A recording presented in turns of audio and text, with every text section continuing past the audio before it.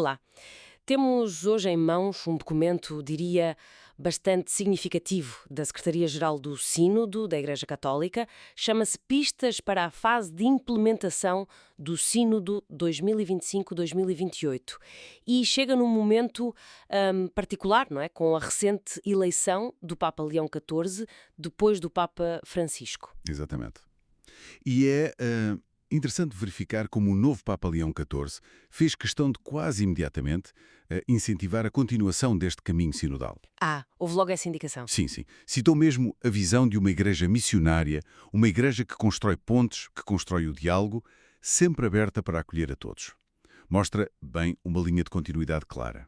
E este documento, datado de 29 de junho de 2025, é, na prática, o roteiro para estes próximos anos. Portanto, o nosso objetivo hoje é mesmo fazer uma análise um pouco mais a fundo deste roteiro. O que é que ele propõe, assim, concretamente?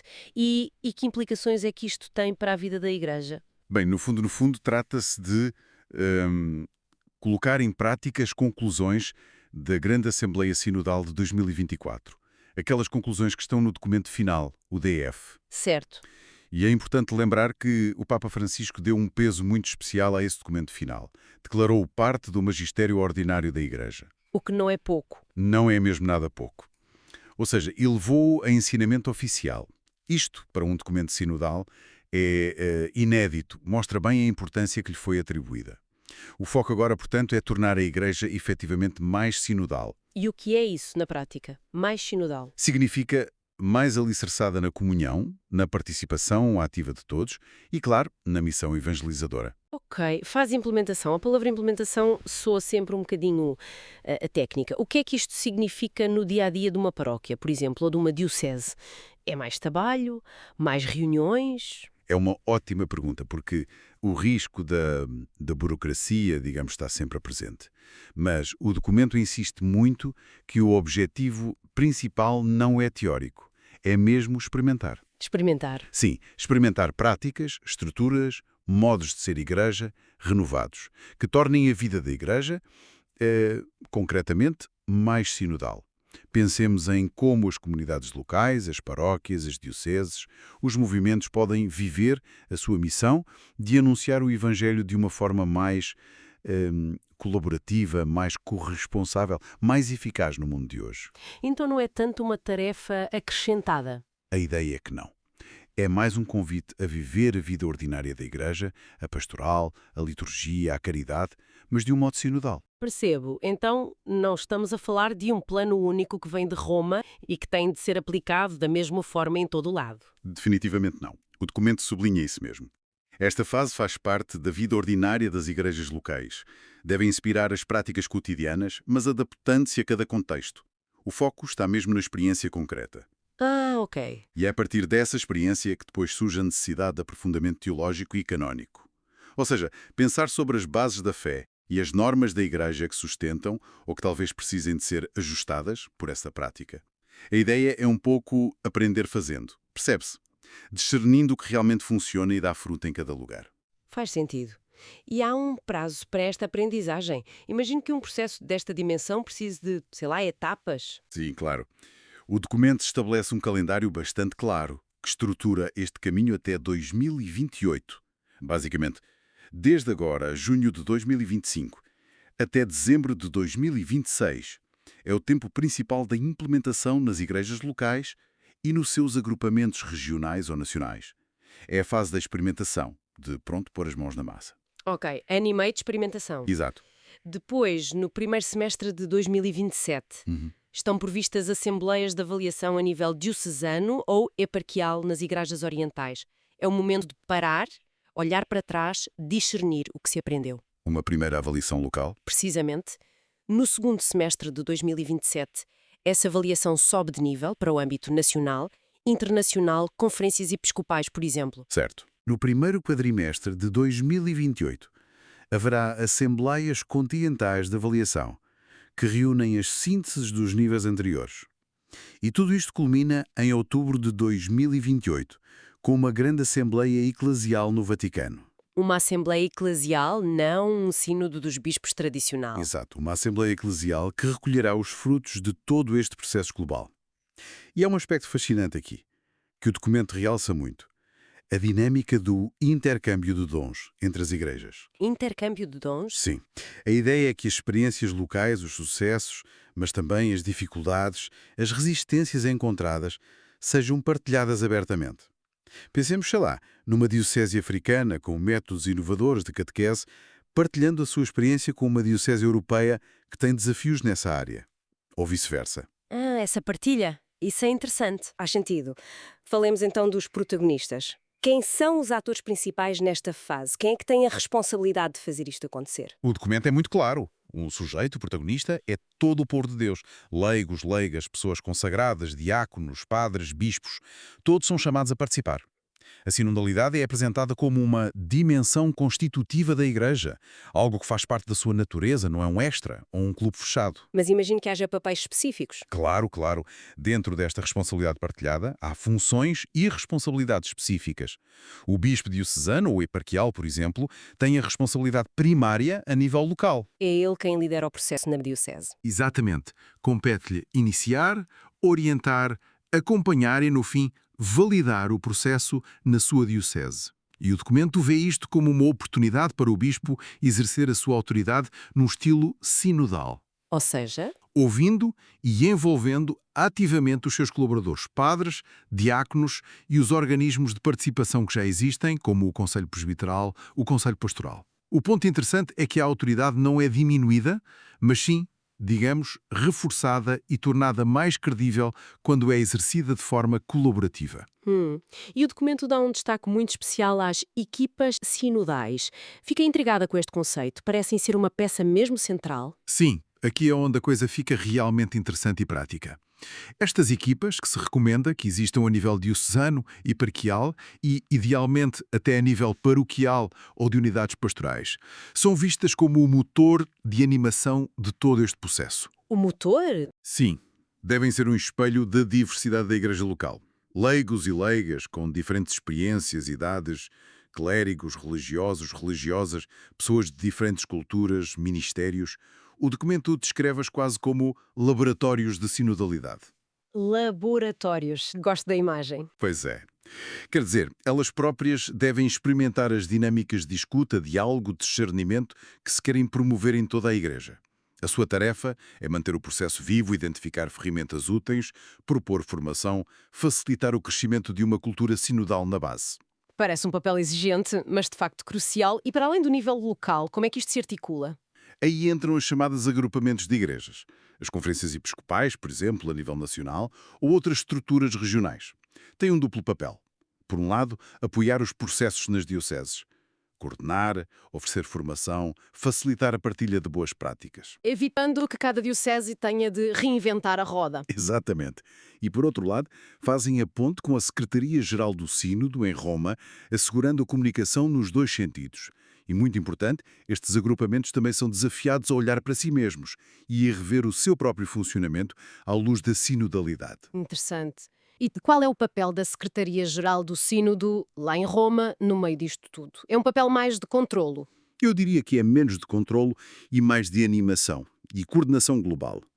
A Secretaria-Geral tem a missão de garantir que o processo avance de forma coerente no mundo inteiro, fomentando a comunhão entre as igrejas e facilitando aquele intercâmbio de dons de que falávamos. Ok. Acompanha os bispos, as equipas sinodais, oferecem apoio.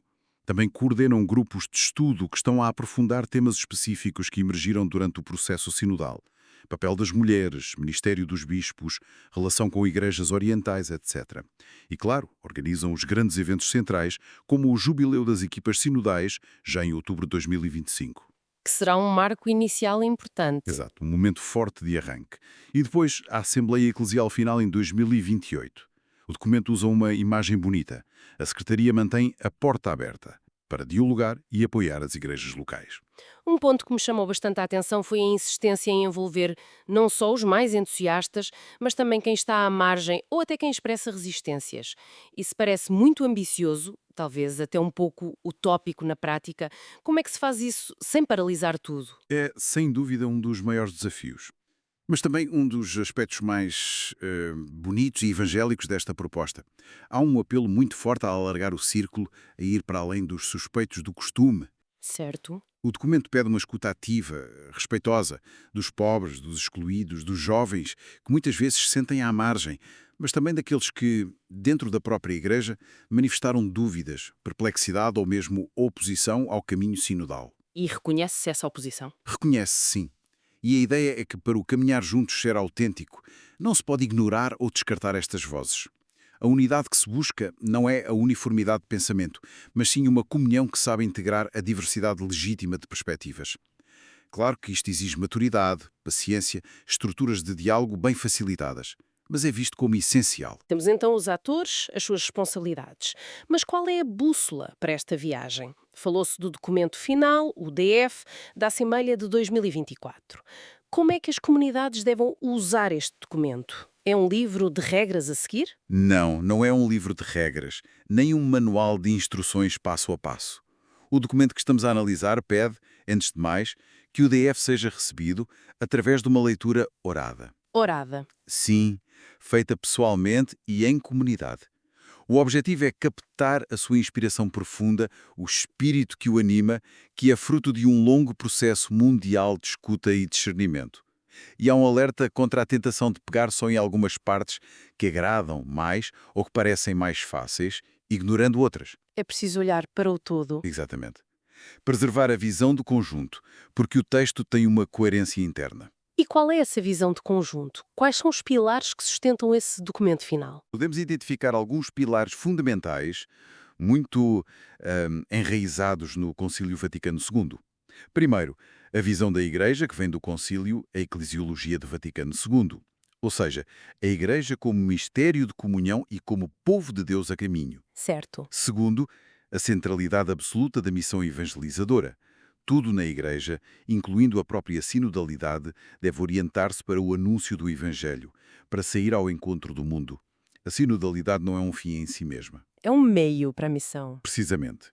Terceiro, uma perspectiva relacional e de intercâmbio de dons. Isto aplica-se às relações entre pessoas, entre ministérios, carismas e também entre as igrejas locais e a Igreja Universal. Quarto, um forte impulso ecuménico. O diálogo com outros cristãos é visto como parte integrante do caminho. E quinto, a abertura ao diálogo com o mundo. Outras religiões, cultura, sociedade, justiça social e teologia integral. É uma visão ampla. E o documento final também é muito realista. Reconhece que a vida da Igreja é atravessada por certas tensões que são constitutivas. Pensemos na tensão entre local e universal, ou entre participação e autoridade, ou tradição e atualização. O DF não quer eliminar estas tensões. Mas trabalhá-las. Exatamente. Convida a trabalhá-las criativamente, a discernir em cada contexto qual é o equilíbrio mais fecundo, mais adequado para a missão hoje. Então, na prática, o que é que isto significa? Mencionou que o documento pede mudanças concretas e parece até um pouco impaciente quanto a isso. Exatamente. Há uma frase no documento que é quase um alerta. Sem mudanças concretas a curto prazo, a visão de uma igreja sinodal não será credível. Isto mostra uma certa urgência em passar das palavras aos atos. Embora as prioridades específicas devam ser definidas localmente, porque as necessidades variam imenso, o documento sugere algumas áreas-chave onde a experimentação e a partilha são particularmente encorajadas. É como se dissesse, olha, nestes pontos era bom que todos tentassem fazer alguma coisa. E que áreas são essas? Onde é que se espera ver mais movimento, digamos assim? A lista é bastante abrangente e toca em pontos, sensíveis da vida da Igreja. Promover uma espiritualidade sinodal autêntica, escuta da palavra, oração comum, garantir o acesso efetivo de leigos, leigas, consagrados a funções de responsabilidade e liderança que não exijam o sacerdócio. Isso é um ponto importante. É assim, despendentar novas formas de serviço e ministério, incluindo ministérios laicais que respondam às necessidades concretas. Praticar mais o discernimento comunitário e a tomada de decisão sinodal. Implementar transparência na gestão, incluindo a económica, e prestação de contas, o chamado accountability. Criar mecanismos de avaliação do trabalho pastoral. Avaliação e transparência. Exato. Renovar os organismos de participação que já existem, conselhos pastorais, etc., para que funcionem de modo verdadeiramente sinodal, não sejam só formais.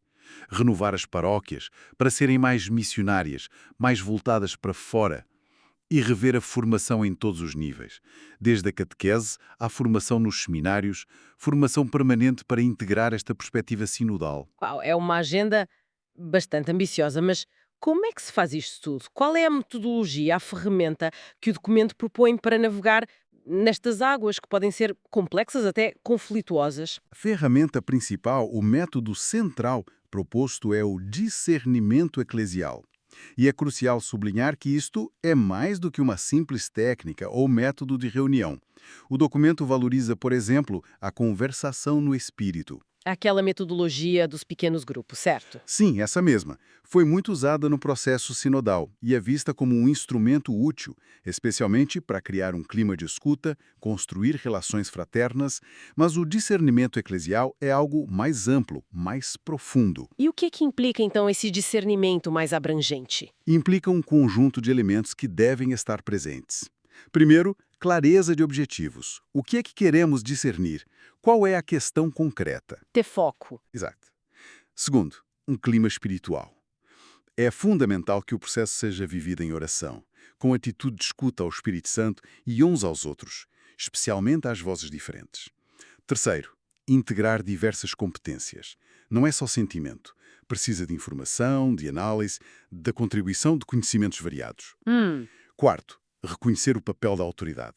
Num processo eclesial, especialmente a nível diocesano, o bispo tem um papel específico na orientação e na validação final das decisões, garantindo a conformidade com a fé da Igreja.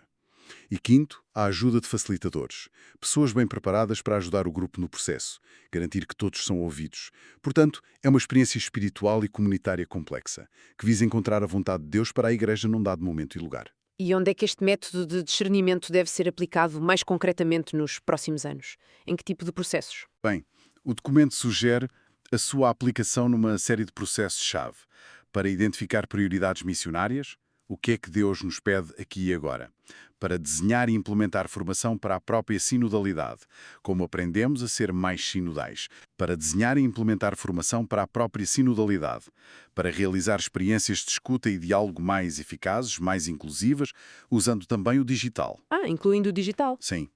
Para organizar momentos de celebração e intercâmbio de experiências, para avaliar e renovar ações pastorais específicas, pastoral juvenil, familiar, trabalho com os pobres, à luz dos princípios sinodais, e também para animar a investigação teológica, pastoral, canónica, para que ajude a Igreja a compreender-se melhor como sinodal e a atuar no mundo. Resumindo, então, temos aqui um convite forte, estruturado, para toda a Igreja embarcar num percurso intenso de 4 anos, 2025 a 2028.